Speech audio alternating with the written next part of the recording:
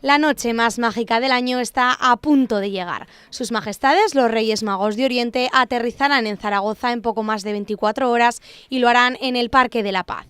Desde allí se desplazarán en el bus turístico hasta el Colegio Joaquín Costa, donde comenzará la cabalgata que los conduzca hasta la Plaza del Pilar.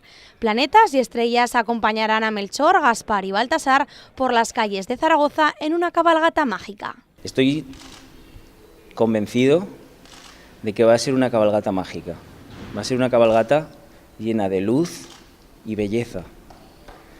Hay muchísimas novedades. Entre otras, a sus majestades les van a acompañar nada más y nada menos que Mercurio, Venus, Neptuno, Marte, Urano, Saturno y Júpiter.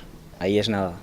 Los ayudantes de los Reyes Magos ultiman los detalles de una cabalgata que viene cargada de novedades. Tenemos unos patinadores estrellas que van recorriendo la cabalgata, hemos retomado los carboneros también para los niños más malos que también tengan carbón. También hemos hecho 3 buzones nuevos para que cada niño pueda elegir a qué rey entregar su carta. Y luego eso, sobre todo, destacar la colaboración de todas las compañías de aquí, que todo se hace desde aquí. O sea, intentamos darle la mejor bienvenida a los Reyes y crear una cabalgata pues digna para esta ciudad. En el desfile participarán 15 compañías aragonesas.